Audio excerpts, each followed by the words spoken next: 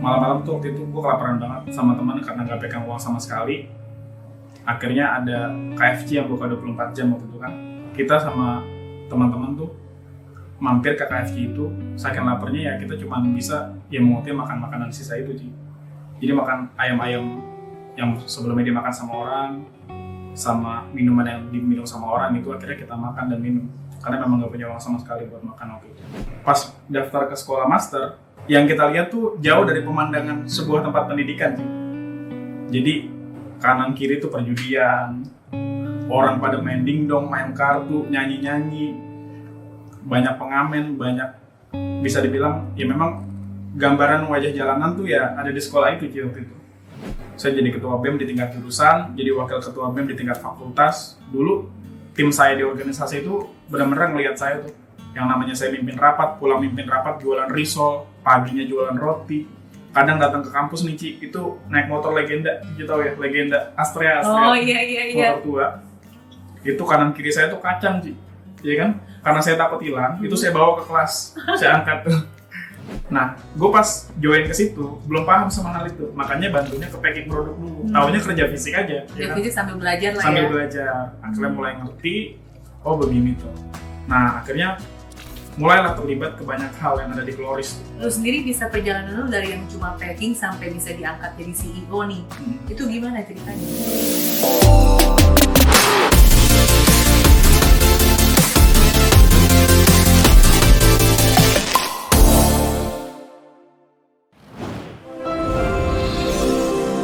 Video ini dipersembahkan oleh 101red.com.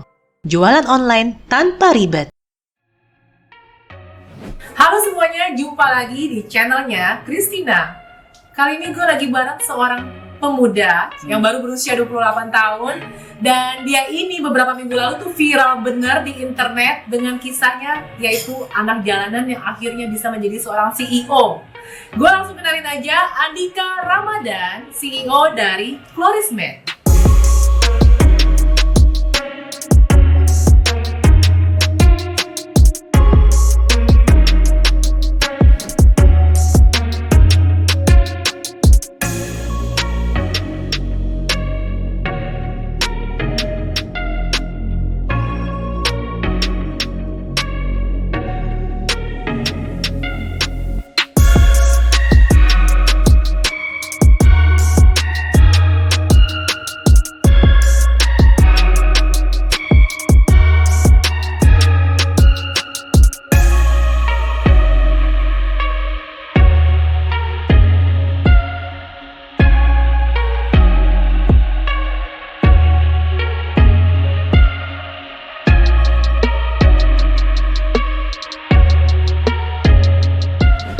Boleh ceritain nggak, Florismed itu apa dulu sih?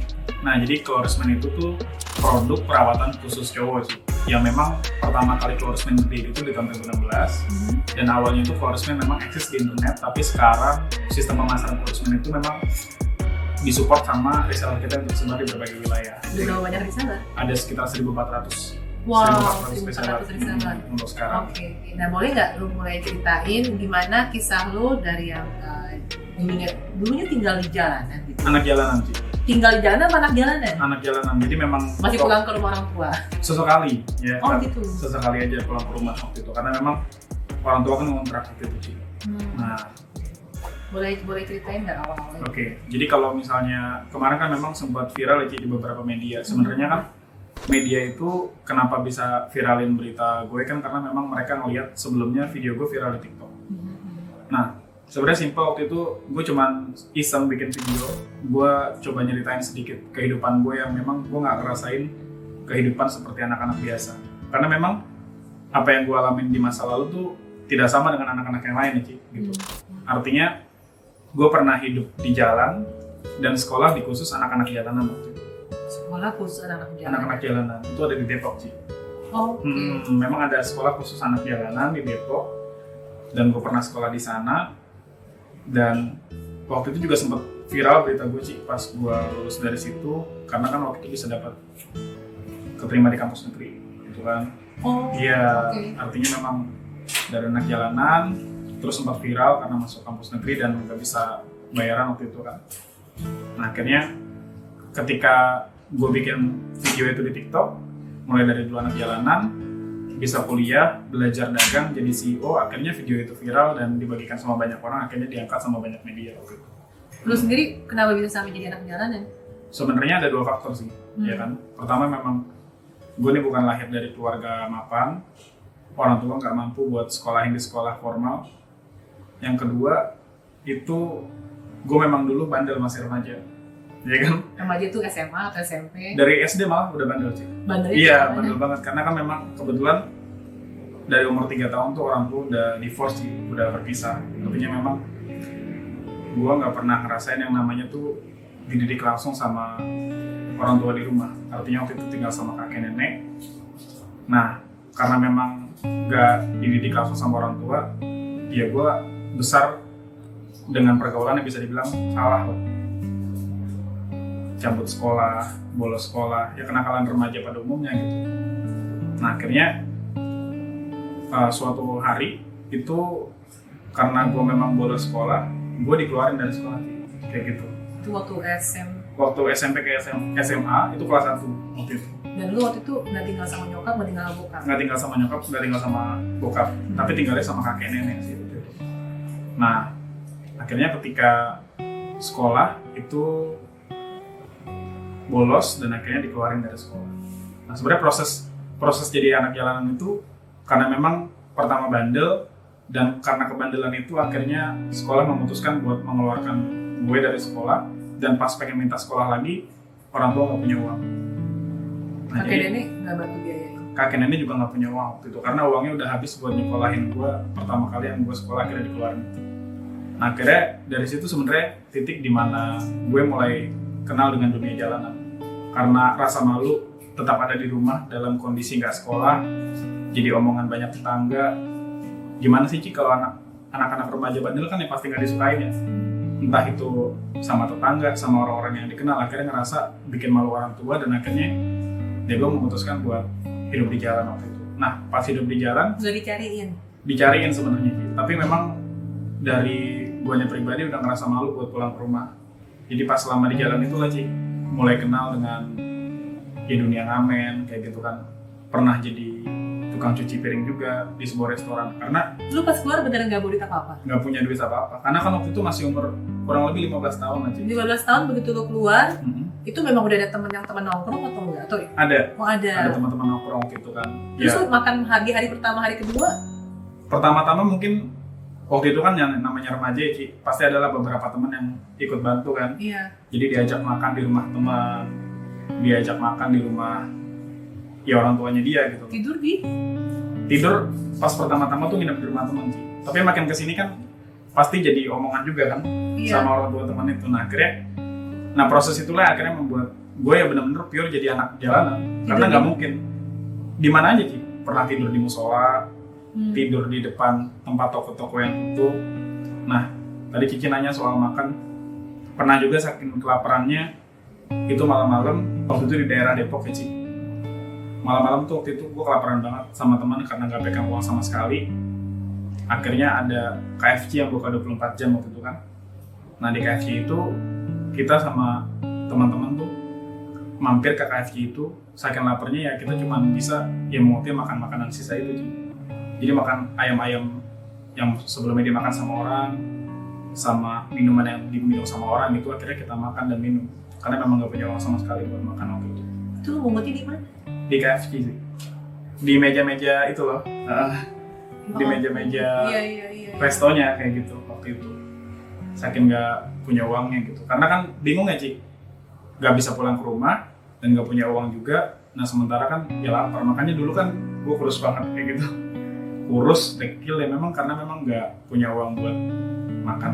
Berapa lama lu di sana? Di Kalau jalanan untuk itu berapa? di jalanan sekitar 2 tahun lah Ci. 2 tahun? 2 tahun. Jadi memang setelah putus sekolah itu akhirnya hidup di jalan. Nah sebenarnya nggak full 2 tahun sih, jadi lebih tepatnya pas menuju 2 tahunnya itu akhirnya gue mulai coba cari-cari pekerjaan serabutan gitu. Oke. Pas pekerjaan serabutan jadi kayak tinggal di mesnya gitu. Nah gitu. waktu Atau gimana? pekerjaan serabutan itu baru mulai berani pulang ke rumah sebenarnya.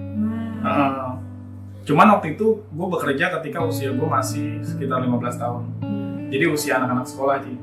Nah di situ setiap berangkat kerja jadi tukang cuci piring waktu itu. Kalau Cici tahu daerah Bursa Efek Jakarta. Bursa Efek Jakarta BJ. Daerah BJ itu kan ada restoran di sana, restoran Thailand. Gue kerja di situ waktu itu jadi tukang cuci piring, ya kan. Nah ketika jadi tukang cuci piring itu sebenarnya ya di situ sebenarnya mulai ngerasa akhirnya sadar gitu. Oh ternyata memang hidup nggak semudah yang gue kira gitu. Dulu gue ngerasa enak banget ya anak-anak lain yang nggak sekolah, orang tuanya nggak nyuruh mereka bangun pagi, orang tuanya nggak nyuruh mereka harus berangkat ke sekolah tuh enak banget ya. Sedangkan gue harus disuruh untuk sekolah.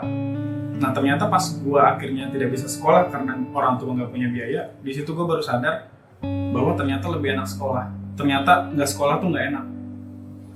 Ternyata di usia yang seharusnya gue masih sekolah, tapi gue harus bekerja tuh nggak enak. Pernah suatu hari pas gue lagi kerja di BJ itu jadi tukang cuci piring, ada anak-anak SMA yang pada studi tour kayak office tour gitu lah. Mereka pada tur ke kantor. Ya di situ gue ngerasa bingung kok mereka pakai seragam sedangkan gue nih sekarang pakai baju resto. Ya mereka bisa tur ke kantor kelas BJ, bisa sekolah, tapi gue nggak bisa kayak mereka karena nggak punya biaya. Dan akhirnya di situ gue berpikir gue lahir dari keluarga yang susah, bukan lahir dari keluarga yang kaya. Ya kalau gue memang pengen berhasil ya gue harus bekerja keras gitu. Akhirnya muncul di situ kesadaran. Tadinya gue nggak sadar sekolah itu penting. Akhirnya ketika melihat dan benar-benar kena masalah kan, dikeluarin dari sekolah baru sadar bahwa sekolah itu penting kayak gitu. Di situ baru mulai pengen sekolah lagi sih. Nah akhirnya gue datang ke bapak bilang Pak mau sekolah lagi gitu, mau sekolah lagi. Dan akhirnya bapak bilang bapak nggak punya uang buat sekolahin kamu, tapi kalau memang kamu mau sekolah ada sekolah gratis di Depok, tapi jangan kaget melihat sekolahnya. Nah karena gue waktu itu kan nggak tahu sekolah master itu seperti apa, pas dibawa sama orang tua ke sekolah itu benar-benar kaget. Kalau Cici mungkin kan dulu sekolah pakai seragam, masuk ke sekolah ada satpam, ada guru-guru kan yang siap nunggu Cici di depan ruang kelas gitu. Nah kalau gue itu pas daftar ke sekolah master, itu yang gue lihat sih. Apa kok sekolah master? Sekolah master ya, namanya sekolah master, sekolah masjid terminal. Apa? Sekolah masjid terminal. Masjid terminal? Iya, jadi memang awal sekolahnya itu sejarahnya dulu ada di masjid terminal sih, kayak gitu. Iya. Nah pertama masuk ke sekolah master, yang kita lihat tuh jauh dari pemandangan sebuah tempat pendidikan sih.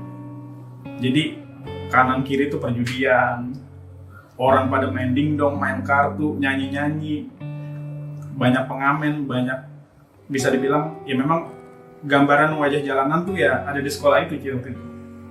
Nah masuk ke sekolahnya, gue waktu itu berpikir di mana gedungnya gitu kan, karena yang ada tuh yang gue lihat waktu itu cuman kontainer bekas yang didatengin dari Tanjung Priok yang dijadiin kelas di sana. Jadi memang sekolah itu nggak ada gedung sama sekali, dan memang sekolahnya khusus buat tampung anak-anak jalanan. Tapi kenapa gue mau sekolah di situ, karena niat gue waktu itu ya gue pengen berubah. Gue sadar gue bukan lahir dari keluarga kaya, dan gue pengen merubah kehidupan gue dengan cara ya gue harus sekolah kayak gitu gitu. Nyokap lo sendiri gimana ketika waktu mulai lo hilang tiba-tiba? Kan biasanya kalau orang tua divorce kan biasanya kalau nggak ikut mamanya atau ikut bapaknya gitu kan. Tapi lo tinggal di ortunya nyokap atau ortunya bokap? Ortu bokap waktu itu. Ortu bokap. Nyokap lo di Depok juga? Padahal. Nyokap di Bekasi waktu itu. Nyokap di ujung ya. Ngontrak nyokap di Bekasi Ci.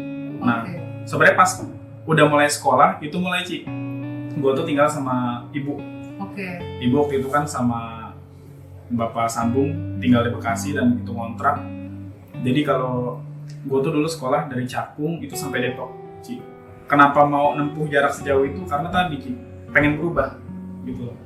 Bahkan dulu beberapa kali tuh pernah sedih juga gitu kan, karena jadi pernah Ci, gue tuh pengen berangkat sekolah. Waktu itu nggak pegang uang sama sekali karena harus naik angkot dari rumah ibu ke stasiun. Itu gue waktu itu minta ke ibu gitu, Bu, minta ongkos buat berangkat ke sekolah. Kebetulan ibu waktu itu baru banget diusir dari kontrakan Ci karena nggak mampu bayar. Nah akhirnya ibu pun bilang ibu nggak ada. Nah cuman karena memang niatnya udah bulat ya Ci, pengen sekolah walaupun gak pegang uang, akhirnya gue tetap berangkat dengan jalan kaki ke stasiun. Dan itu jauh Ci, kira-kira jalan kaki itu aja sampai 1 jam. Itu pakai seragam, siang-siang, pengen sekolah. Dan akhirnya sepanjang jalan itu kan banyak bengong ya dan banyak berpikir. Lagi-lagi mikir di situ. Ya memang jadi orang susah tuh gak enak. Pertama gue ngeliat di rumah orang tua diusir dari kontrakannya karena gak mampu bayar. Yang kedua, gue pengen sekolah aja, jangankan mikir untuk makan, buat ongkos aja nggak punya, gitu kan. Sepanjang jalan tuh berpikir hidup susah tuh nggak enak, dan akhirnya disitulah akhirnya gue sadar bahwa gue bukan lahir dari keluarga kaya, jadi nggak ada alasan gue buat nggak bekerja keras. Sampainya di stasiun, nggak punya uang Ci buat naik kereta, karena kan tiket kereta tuh nggak gratis. Kalau dulu nggak bisa colong-colongan karena bisa ditambah sama Satpol PP, walaupun pernah Ci kayak gitu. Cuma karena pengen sekolah nggak beli tiket kereta, akhirnya disuruh push up sama petugas keretanya gitu Ci. Itu saking niatnya pengen ke Depok waktu itu. Nah sampai di stasiun bingung gimana cara bisa ke Depok, sedangkan nggak punya uang sama sekali. Nah waktu itu kebetulan nih Ci, memang ada handphone, walaupun waktu itu handphonenya kan kurang bagus buat komunikasi tuh. Kalau nggak salah HP Asia dulu, ya kan. Nah akhirnya HP Asia itu gue berpikir gue pengen banget berangkat ke sekolah, dan gue ngeliat bapak-bapak lagi pada judi bisa dibilang Ci di stasiun. Cuma gue beraniin diri buat ngomong, Pak, bapak mau bayarin handphone saya nggak? Buat apa? Saya mau berangkat sekolah Pak. Saya nggak punya uang sama sekali, tapi saya punya handphone ini gitu. Nah akhirnya ya udah, akhirnya bapak-bapak itu bilang, udah nih pegang aja uangnya, handphonenya nggak usah, biar kamu bisa berangkat sekolah.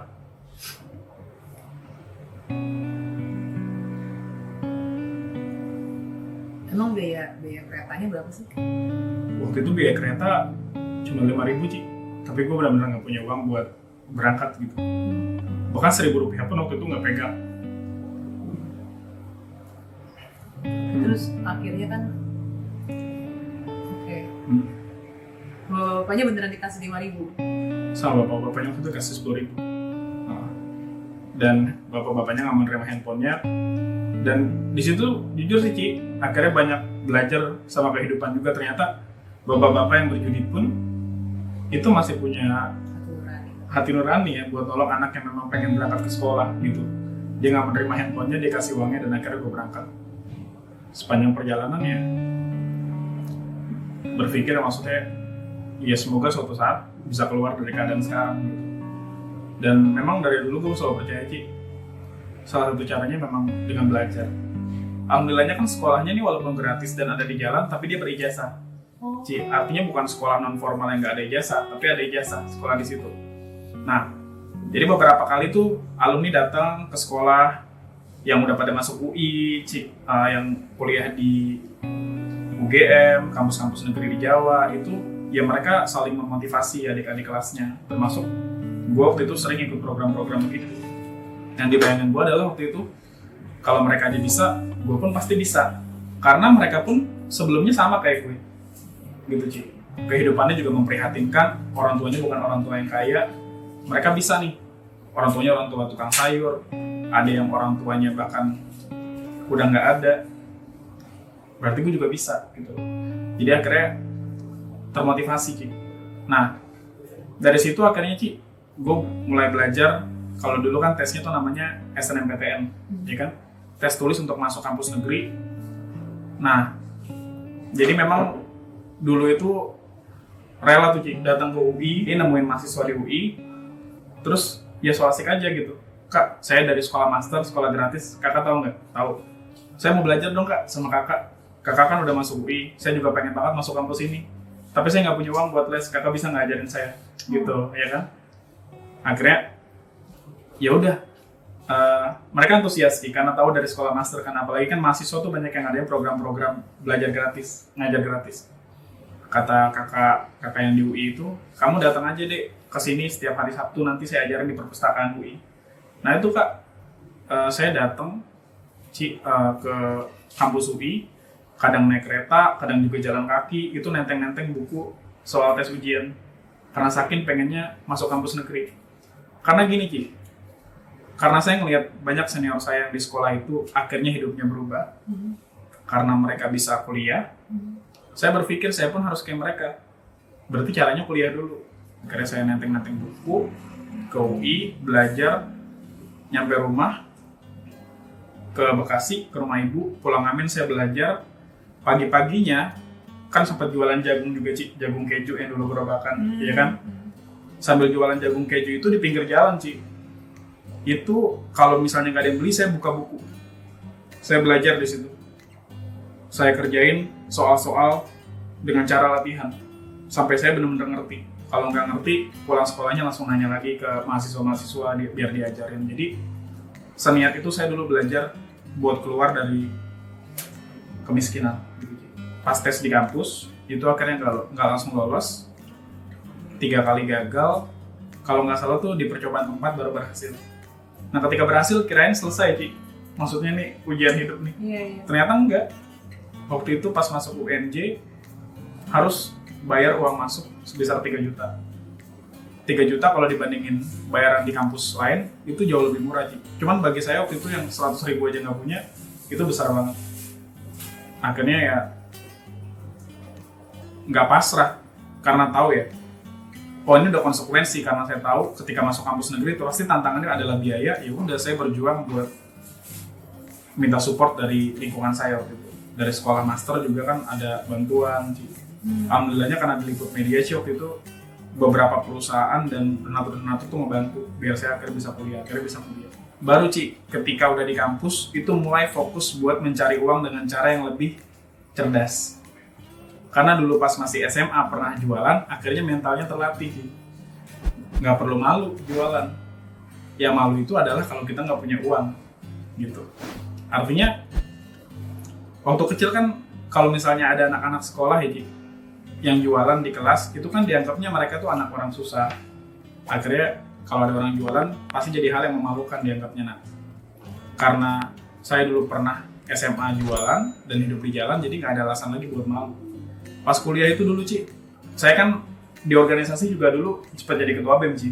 Saya jadi ketua BEM di tingkat jurusan, jadi wakil ketua BEM di tingkat fakultas. Dulu tim saya di organisasi itu benar-benar ngelihat saya tuh, yang namanya saya mimpin rapat, pulang mimpin rapat, jualan risol, paginya jualan roti. Kadang datang ke kampus nih Ci, itu naik motor legenda, gitu tahu ya, legenda Astrea. Oh iya. Motor tua. Itu kanan kiri saya tuh kacang Ci. Iya kan? Karena saya takut hilang, itu saya bawa ke kelas, saya angkat tuh. Jadi memang saya tahu nih, kalau misalnya saya nggak punya uang, ya saya nggak bakal bisa hidup. Jadi untuk bisa hidup, caranya harus cari uang. Gitu. Nah, lu cara bisa dapat produk-produk buat dijual dari mana? Nah, berbagai hal dulu Ci. Kan misalnya ada teman yang produksi risol. Nah, gue tuh nawarin diri, gue boleh nggak jualin risol lo? Gue nggak punya duit, tapi gue punya semangat nih. Iya. Oh, jadi gue punya semangat. Iya. Okay. Ya namanya teman kan seneng ya Ci, barangnya dijualin ya udah.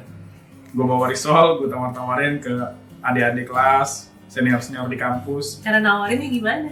Nawarin aja langsung Ci. Nih, masuk ke kelas gitu. Masuk ke kelas, ya kan. Terus gitu kan? Masuk ke kantor-kantor organisasi mahasiswa.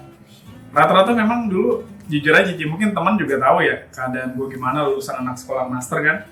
Ya mereka pada iba juga gitu. Jadi akhirnya teman-teman itu awalnya ngebeli karena ngebantu niatnya. Cuma karena mungkin yang dijual enak, kebetulan risolnya waktu itu, jadi mereka suka dan akhirnya jadi langganan. Gitu. Nah, di situ sebenarnya akhirnya mulai belajar sih Ci. Oh, teman gue ini kan yang jualan risol nih ngembangin sistem reselleran. Oh sistem gitu? Iya.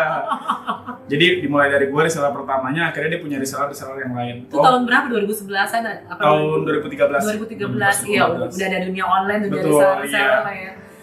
Jadi memang, tapi online gak semasif sekarang iya, gitu. Jadi memang dulu tuh mental banget kan gitu. Ya, jadi memang SMA ngamen, kenal dunia dagang sekedarnya. Pas masuk kuliah dapat bantuan beasiswa tapi nggak cukup juga, akhirnya mulai kenal sama yang dunia usaha dalam level yang lebih sederhana gitu.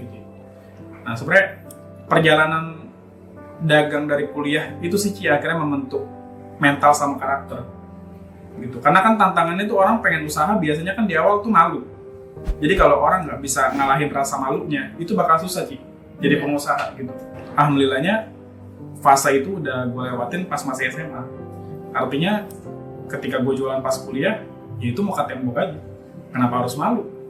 Dan kuliah itu sendiri juga akhirnya memperluas network lu Betul juga banget, ya. Lu Ci. bisa ada temen lah, Betul jualin banget. produknya. Betul. Bahkan sekarang kan banyak teman-teman gue di kampus nih yang jadi reseller Florisman sebenarnya.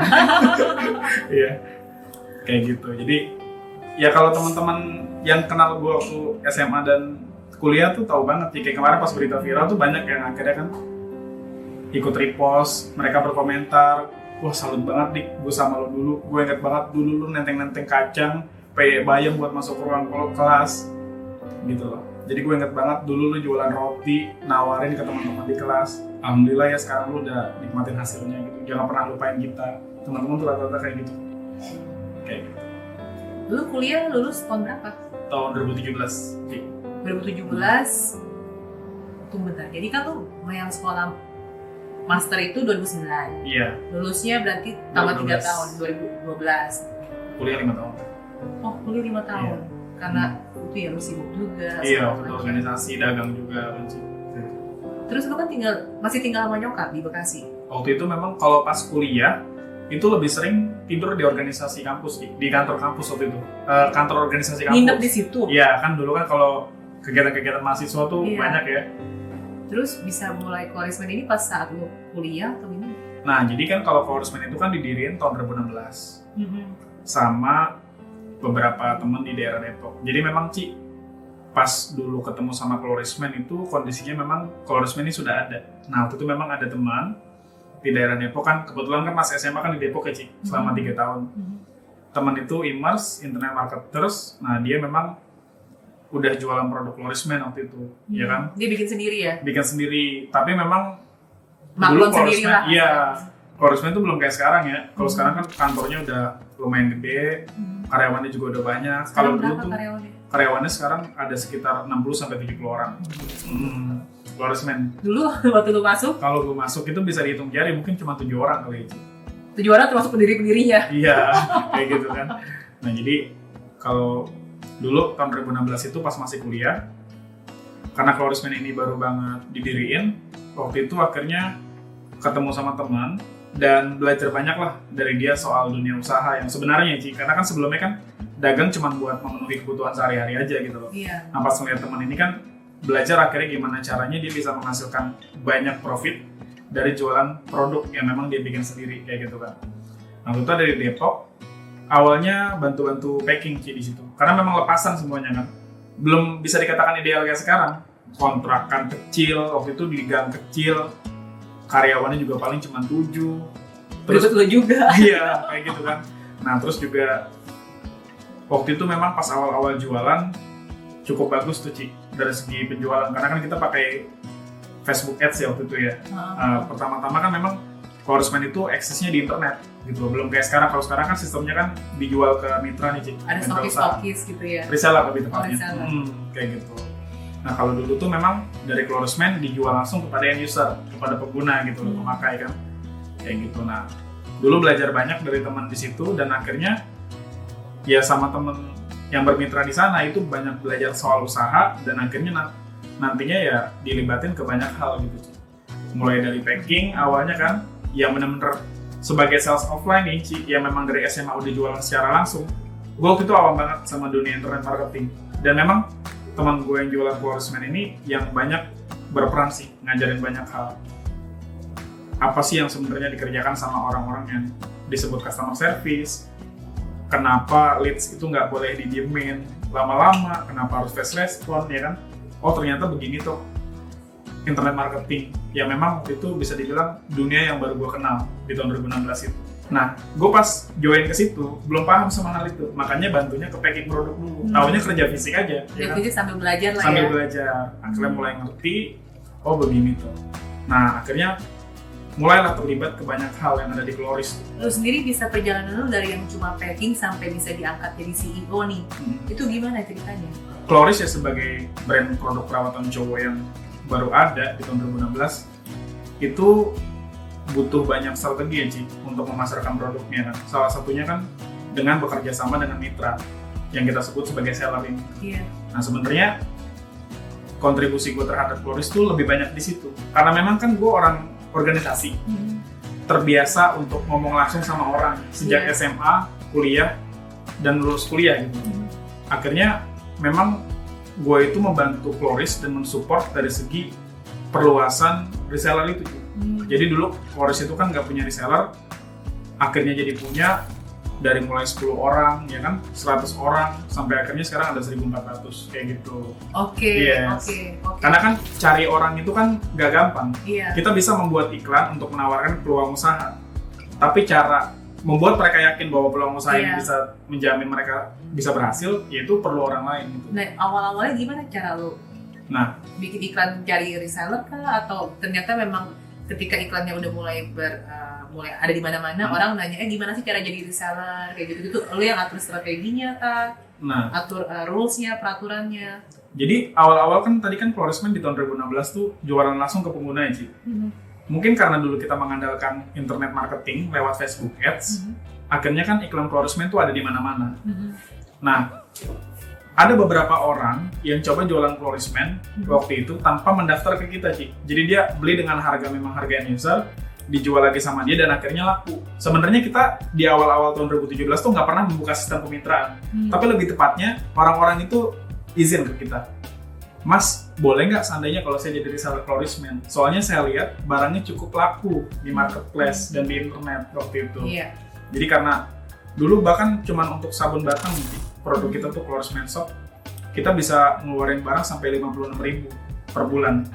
Hanya untuk sabun batang. Gila, itu dalam tempo waktu berapa lama? 1 tahun. 1 tahun. 1 tahun. Makanya kan akhirnya banyak orang yang tertarik untuk jadi reseller Florisman. Jadi kita nggak pernah membuka sistem kemitraan dan itu direncanakan dari awal kita pengen buka sistem reseller, itu nggak pernah. Dulu memang teman-teman yang iklan yang punya produk Floris tuh niatnya ya udah kita jualan aja, kita dagang aja. Ternyata perjalanan banyak orang yang tertarik dan pengen gabung, ya udah kita terima dengan baik. Jadi kita ajarin mereka, kita bina mereka sampai akhirnya ya alhamdulillah sih. Akhirnya banyak seller-seller Florisman yang itu bisa merubah kehidupannya dari berjualan Florisman. Oh ya? Iya. Jadi gimana tuh cara ceritain dong? Contohnya ada nih Ci, seller asal Kediri di Jawa Timur ya. Jadi dulu tuh dia memang ceritanya dia pengen nikah, ya kan? Cewek cowok? Cowok. Dia pengen nikah, sebagai anak laki-laki dia bingung karena dia nggak punya uang waktu itu. Nah, karena dia nggak punya uang, dia coba nyari peluang usaha lewat internet. Dan akhirnya dia ngeliat Florisman. Dia coba nanya-nanya kan ke Florisman waktu itu. Florisman ini open reseller nggak? Karena waktu itu memang kita membukanya terbatas, kita bilang sama dia waktu itu reseller sudah cukup yang kita punya. Nah, akhirnya seller asal Kediri ini nggak nyerah. Dia nanya ke distributor yang ada di Jawa Timur, apakah Florisman ini open reseller. Nah, distributor ini memperbolehkan dia untuk berjualan produk-produk Florisman waktu itu, ya kan? Jadi dia daftar tidak langsung ke pusat, tapi lewat distributornya ngebantu jualin. Nah, akhirnya dari niatan awalnya dia pengen nikah, nggak punya uang, dia jualan Floris, dan dia sendiri yang bilang, Ci, tiba-tiba Mas Dika, saya kaget. Setelah jualan Floris kurang lebih 1 tahun, tadinya saya nggak punya uang sama sekali, di rekening saya tahu-taunya ada 100 juta. Saya nggak pernah pegang uang sebanyak itu di dalam hidup saya, dan itu saya dapetin dari jualan Floris. Itu cuma salah satu contoh aja, Ci. Seller kita asal Bandung, ada yang dulunya tuh karyawan di perusahaan farmasi, milih resign untuk fokus jualan, akhirnya sekarang udah punya mobil, dia udah bisa jalan-jalan ke Korea, ke Jepang, dan juga bisa beli rumah gitu loh. Sekarang udah banyak karyawannya di Bandung, seller kita. Alhamdulillahnya ya, itu kepuasan tersendiri sih Ci, di Florisman ya, karena kan Florisman ini akhirnya bisa berperan besar terhadap kehidupan orang lain gitu. Kan konten kan adalah bagian dari marketing kit buat para seller kan. Lo sendiri terlibat nggak di situ? Terlibat udah pasti. Karena kan memang dari zaman kuliah kan ya biasa yang ngurusin hal kayak begitu Ci. Ya gimana cara bikin sesuatu jadi estetik gitu loh. Apalagi kan kita ngomongin produk perawatan ya Ci. Kalau misalnya apa yang memang kita tampilin ataupun kita sediain itu nggak asik di mata orang lain kan orang juga jadi nggak senang ngelihatnya gitu loh. Makanya dari segi pembuatan konten marketing kit itu pasti gue terlibat di dalam hal itu gitu. Ya kalau sekarang kan udah ada timnya. Kalau dulu kan ya apa dibuat sendiri kayak gitu kan, dengan kamera sederhana, editan juga editan biasa-biasa aja kayak gitu. Sekarang tim konten kreator lu udah berapa orang? Kalau tim konten kreator aja ya itu ada 3 orang. Ada 3 orang. Kalau semisal kameramen, fotografernya itu ada sekitar masing-masing 2 fotografer, 2 videografer, sama 2 orang desainer. Berarti total 2, 6 sama 3, 9. Yes. Memang tim kreatif ini yang paling kita Emang perhatiin banget. paling banyak. Karena buat branding juga kan. Iya. Nggak bisa main-main kalau soal branding gitu. Nah, titik balik kehidupan ini lu rasakan setelah berapa lama gabung dengan Quarrymen? Itu di tahun 2017. Dalam setahun ya. Emang Quarrymen di tahun 2017 sendiri pengiriman udah berapa banyak? Tahun 2017 itu kita udah bisa kirim untuk sabun batang doang 56.000 dalam 1 bulan. Iya. Jadi memang. Dan waktu itu masih cuma jualan sabun batang aja? Sabun batang aja waktu itu, hanya 1 item. Dan itu udah kemitraan belum yang di 2017? Tahun 2017 baru mulai kemitraan. Oh, jadi sebelum bikin kemitraan aja udah 56.000 pieces sendirian? Betul. Sekarang udah berapa SKU tuh? Udah berapa varian ya? Kalau sekarang ada 11 varian produk yang kita jual. Varian produk. Artinya dalam jangka waktu 4 tahun penambahannya sekitar 10 produk baru kayak gitu. Selain sabun batang. Iya. Gitu. Apa yang bisa membuat brand Quarrymen itu sampai sekarang masih bertahan gitu loh? Bahkan masih bisa aja viral gitu. Betul. Di TikTok viral. Belum lagi iklan nggak sih dong? Masih. Iya. Strategi marketingnya apa aja sih? Jadi kalau tadi kan yang Cici sebut ya, pertama kita pasti nggak bakal pernah berhenti iklan ya Cici. Iya. Karena kan kalau produk yang dipasarkan lewat internet itu kan cara marketingnya efektif ya lewat tadi ya Facebook Ads itu. Nah yang kedua, kalau dari segi organiknya, pasti kita harus eksis di semua media. Kita eksis di YouTube, eksis di Instagram, Facebook, sampai TikTok, ya kan? Termasuk gue pun sebagai personal, sebagai CEO itu kan juga mensupport ya apa yang memang brand yang sekarang lagi gue pimpin ini gitu loh. Artinya gue banyak juga melibatkan banyak jejaring gue, termasuk komunitas-komunitas di kampus ya untuk memperkenalkan Quarrymen ke lebih banyak orang lagi gitu. Artinya tadi pertama dari segi yang iklan kita masih menggunakan Facebook Ads. Kalau dari segi strategi marketing yang lebih organik kita eksis di semua media sosial. Nah disinilah tim kreatif Quarrymen itu banyak berperan. Nah terus lu sendiri kan juga akhirnya memperkenalkan Quarrymen ke kampus lo gitu. Pasti banyak dong yang pengen jadi reseller. Banyak sih, alhamdulillah. Lu cara memperkenalkannya gimana? Nah jadi memang kan gue ini banyak sih dapat undangan ya dari teman-teman ataupun adik-adik tingkat di kampus, maupun yang itu tadinya memang udah kenal ataupun yang baru kenal. Biasanya tuh langsung kontak kan lewat Instagram, Mas Dika bisa ngisi nggak Mas seminar tentang kewirausahaan di kampus saya? Karena dia memang tahu gue ini CEO-nya Quarrymen kan. Makanya lu cerita soal Quarrymen. Tentang Quarrymen. Ya memang semangat yang dibawa sama Quarrymen ini kan Ci, selain Quarrymen ini sebagai sebuah brand perawatan khusus cowok, kita juga kan punya program Quarrymen Seller kan, yang akhirnya kita memang membawa semangat bahwa anak-anak muda tuh memang harus berwirausaha kayak gitu loh. Jadi ketika ke kampus dipercaya untuk jadi pemateri di sana, ya kan teman-teman minta gue buat ngejelasin kenapa sih anak-anak muda tuh harus berbisnis, ya gue jelasin. Nah dan biasanya tuh setelah pulang dari ataupun selesai dari seminar itu ya ada aja yang memang kontak gitu loh, Mas Dika saya mau jadi resellernya dong, saya mau jadi resellernya, karena memang gue cerita apa adanya sih, karena memang nggak cuma 1-2 orang reseller Quarrymen itu yang memang berhasil dari jualan Quarrymen gitu loh. Artinya jumlah seller yang akhirnya bisa berhasil dari jualan Quarrymen itu cukup banyak, dan itu gue ceritakan langsung ke teman-teman yang ada di kampus, dan akhirnya mungkin mereka terinspirasi dan mau gabung kayak gitu. Nah sekarang kan join Quarrymen ini kan bisa dibilang mesti nyetok kan? Iya. Terendahnya bayar berapa sampai anak kampus aja bisa punya duit buat jadi stokis lah kasarnya? Iya. Jadi kalau di Quarrymen untuk jadi seller kan harus stok, dan di awal itu mereka harus stok minimal 10 pieces. Dan itu modalnya sekitar 300 ribuan. Selisih marginnya boleh diinfo nggak dari kalau marginnya end-user, itu harga end-user? Yang paling kecil itu sekitar 20%. Gede juga ya? Ya, lumayan sih. Iya. Gitu. Tapi lu belum bikin sistem ke dropshipan nih? Bisa join 100 nih kayaknya. Kan memang udah dicicin. Iya. Pokoknya Makanya gini ya, lu kan udah gue interview nih ceritanya Betul. kan. Berarti Quarisman mesti masuk ke 101 Harus Red ya. banget itu, ya. Jadi buat yang mau dropship satuan, joinnya 101 Red. Betul. Jadi lu gak usah nyetok 10. Nanti Iya. marginnya oke kok. Jadi memang teman-teman kalau misalnya sekarang sistem dropship itu kan kita kerjasama ya sama 101 Red ya, Iya. sama Cici. Jadi memang teman-teman bisa jualan Quaris tanpa harus stok gitu. Jadi disupport langsung sama 101red.com dari Cici gitu. Nah sekarang lu melakukan pembinaan ke para 1.400 Iya. seller lu itu via apa? Nah, Yang secara online ada? ada Cici. Telegram atau grup WA? Kita biasanya lewat ini ya, lewat apa? Hangout gitu, Hangout Google Meet ya. Oh, Mm-mm. Google Meet, oke. Jadi kalau misalnya pembinaan seller itu bisa dibilang 2 hari sekali itu ada meeting online sih.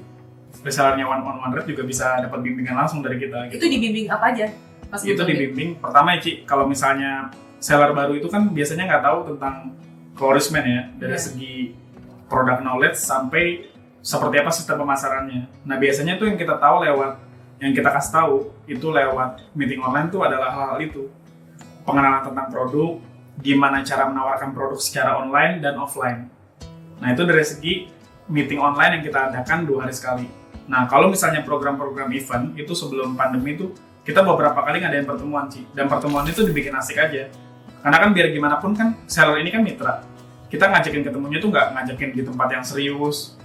Terus gue presentasi depan mereka nggak begitu, tapi kita ngajakin ketemu di kafe, ngajakin ketemu mereka sambil ngopi, sambil makan, kita ngobrol tentang bisnis plan Quaris ke depannya seperti apa kendala-kendala yang mereka rasain. Jadi ngebangun kedekatan dengan seller tuh adalah salah satu strategi kita juga sebenarnya untuk membina mereka. Berarti lu roadshow dong? Roadshow, Ci. Dan itu nggak cuma di Depok ataupun sekitar Jabodetabek, tapi kita juga keliling. Yang udah itu sebenarnya sekitaran Jawa. Dari Jawa Tengah, Jawa Timur, sama Jawa Barat ya, yang dekat sama Jabodetabek gitu. Kita datangin mereka, kita motivasi mereka, kita ajarin mereka soal produk, ajarin cara jualan. Nah, namanya orang kan kadang naik turun nih kalau dari segi penjualan kan gitu loh. Nah, gimana caranya teman-teman yang tadinya biasa punya omset 200 juta, tahu-taunya menurun jadi 100 juta kan kita motivasi lagi biar semakin semangat jualannya gitu. Nah, oke, pertanyaan gue yang untuk seller-seller newbie, berarti yang lo ajarin apa aja? Kalau seller-seller newbie itu kita ngasih starter pack khusus sih. Pertama mulai dari SOP, ya kan? Product knowledge, terus hal-hal basic. Cara berjualan di Shopee, cara berjualan di Tokopedia, Marketplace, cara menawarkan orang secara langsung, cara bikin orang jadi repeat order ke kita, gitu loh. Cara memperbanyak orderan dan lain-lain gitu. Nah, kalau newbie tuh ya. Iya. Oke. Nah, nanti kalau yang udah di tengah, Kalau yang udah di tengah, biasanya kita ajarin personal branding itu seperti apa, strategi berjualan di TikTok bagaimana, gimana cara membuat konten menjadi viral, gitu kan. Gimana cara bikin orang akhirnya menjadi langganan, kayak gitu loh, Ci. Karena kan biasanya kelemahannya kan gini, Ci, kalau misalnya ada orang-orang yang jualan kosmetik, itu biasanya mereka nggak tahu gimana caranya orang-orang yang pernah beli ini jadi customer yang loyal. Sedangkan kan kosmetik itu kalau misalnya habis, harusnya kan customer bakal beli lagi, Ci. Kalau nggak jadi beli kan itu jadi pertanyaan. Nah itu hal-hal manajemen customer itu yang kita ajarin. Nah, sekarang apa sih yang bisa membuat lu tuh tetap selalu konsisten? Kan banyak banget kan orang kalau nanya tuh, Ki gimana sih Ki tipsnya biar nggak males-malesan gitu loh. Kadang mau kerja males, nah kalau lu apa? Nah jadi kalau gue kan karena memang gue pernah hidup jadi orang susah ya, Ci. Dan dulu waktu masih sekolah tuh, gue ingat banget guru gue tuh pernah ngomong begini, Dik, kamu ini orang susah. Kalau semisal kamu tidak bekerja keras, tidak semangat dalam menjalani kehidupan ini, kamu bakal selamanya berada di bawah. Ngerasain kan jadi orang susah tuh nggak enak. Ya makanya tidak ada alasan untuk nggak bekerja keras. Nah jadi sebenarnya apa yang bikin gue konsisten sampai sekarang, Ci? Karena proses kehidupan yang memang pahit, yang memang sulit, yang membuat gue akhirnya tidak ada alasan untuk bermalas-malasan gitu loh. Karena gue tahu rasanya nggak enak banget jadi orang susah, nggak enak banget yang namanya nggak punya uang, ya nggak ada alasan lagi gue untuk nggak semangat. Jadi kalau ditanya apa sih prinsip hidup yang gue pegang sekarang, karena gue tahu orang susah, ya nggak ada alasan gue untuk tidak bekerja keras. Karena santai-santai itu nggak bakal bikin kehidupan gue jadi berubah. Kalau memang pengen berubah, kerja keras, ya dan tetap semangat kayak gitu. Nah, lu sendiri sebagai CEO berarti tiap hari kerjanya ngapain aja nih? Gue pengen tahu. Selain tadi konten, kalau bisa meeting konten, terus? Kalau ya selayaknya seorang CEO ya, Ci, pasti kan kita berperan dari hulu sampai hilir. Kalau urusan bisnis kan, artinya dari urusan kita sama mitra sampai internal karyawan itu kan kita pasti yang bakal concern terhadap itu gitu loh. Nah kalau gue sendiri itu mengurusi semuanya, Ci. Ya kan mulai dari lebih ke controlling sebenarnya. Apakah anak-anak ini di kantor itu bekerja sesuai SOP atau enggak? Sesuai semangat yang dibawa sama Florisman atau enggak gitu. Pasti kita banyak komentar soal itu. Nah, kalau terkait pembinaan reseller, apakah gue sebagai CEO masih terlibat? Masih. Tapi memang ke teman-teman seller yang secara omset itu mungkin lebih top besar, top kontributor gitu. Iya. Artinya kan teman-teman reseller yang udah di level top kontributor itu kan ya memang mereka pasti ngerasa dihargai ketika memang gue ini turun langsung gitu untuk membina teman-teman di lapangan kayak gitu kan. Terus gimana cara lu meyakinkan agar para top seller ini mau ikut berbagi ngajarin yang bawah-bawah? Nah jadi kan simpel banget sih, karena memang kan kita membangun kedekatan yang intens sama teman-teman top seller. Kita ngajarin banyak hal ke mereka, terutama tentang kehidupan. Artinya kalau misalnya orang bisnis itu kan sebenarnya Ci, dari segi penghasilan dia pasti dinamis, berubah-ubah. Hari ini untung, besok bisa rugi. Hari ini rugi, besok bisa untung. Nah, siapa sih yang menentukan itu? Kalau gue percaya Ci, ya itu pasti ada peran juga, tangan Tuhan gitu kan. Nah, gimana caranya biar usaha kita bisa berkah gitu loh. Omsetnya bisa konsisten. Kalau besar ya besar terus atau bisa scale up. Ya salah satu caranya dengan berbagi. Nah, jadi kita ngajarin banyak ilmu kehidupan juga ke teman-teman top seller. Nah, cara kita berbagi ke orang lain itu gak mesti soal uang ataupun material. Kamu juga bisa berbagi dari segi ilmu. Dan kalau kita berbagi ilmu kepada orang lain, ilmu kita gak bakal pernah berkurang. Gak ada sejarahnya orang jadi bodoh karena sering berbagi ke orang lain. Justru ketika ilmu tidak dibagikan ke orang lain, ilmu bisa tumpul. Nah, jadi kita ajarin itu ke teman-teman top seller bahwa berbagi adalah hal yang terpenting. Salah satunya adalah dengan berbagi ilmu ke teman-teman yang memang baru belajar. Jadi kebahagiaan Floris adalah ketika banyak sellernya yang sukses, dan itu harus jadi kebahagiaan top seller juga ketika ngelihat seller-seller yang newbie dan seller-seller menengah juga ikut sukses kayak gitu. Jadi kita ngebangun bisnis yang memang berkontribusi juga buat masyarakat gitu. Gila sih, keren banget ya. Gue juga percaya ya, ketika kita mikirin rezeki orang juga, rezeki kita tuh dipikirin oleh Tuhan sendiri. Betul banget sih. Itu dimudahkan pasti jalan. Iya. Ketika kita memudahkan urusan orang, maka segala sesuatu hal yang dengan kita yakini aja kita juga akan dimudahkan. Gitu. Jadi memang ada istilah sih kalau kita pengen dicintai sama yang di langit, Tuhan ya, maka kita harus sayangi orang-orang yang ada di bumi gitu kan. Jadi prinsipnya kan belajar untuk mengajar, mengajar untuk belajar. Nah, suatu saat orang-orang yang diajari itu akan mengajar juga ketika dia sudah sampai di level top seller. Dan orang-orang yang mengajari itu sebenarnya sedang belajar juga dari orang-orang yang sedang belajar kayak gitu. Oke Dika, thank you banget buat waktunya dan thank you banget buat yang udah nonton sampai sejauh ini. Dan ingat juga kalau kalian nanti mau dropship Florisman bisa masuk ke 101red.com ataupun nyebutnya oneonred.com. Oke Dika, thank you banget buat waktunya. Saya Christina Ali. Saya Andika Ramadan. Sampai jumpa di video saya selanjutnya. Bye-bye.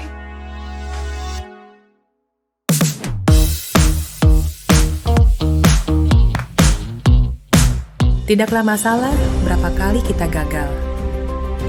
Tidak penting berapa kali kita hampir berhasil. Kecewa karena gagal itu masih jauh lebih baik daripada menyesal tanpa melakukan sesuatu. Yang perlu kita lakukan hanyalah belajar dari kegagalan itu dan dari orang-orang di sekitar Anda, dan yakin kalau kita pun bisa bangkit.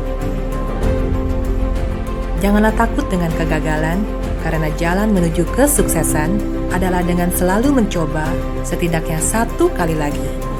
Dan ketika kita mencapainya, semua yang tidak tahu kisahmu hanya bisa berkata betapa beruntungnya Anda.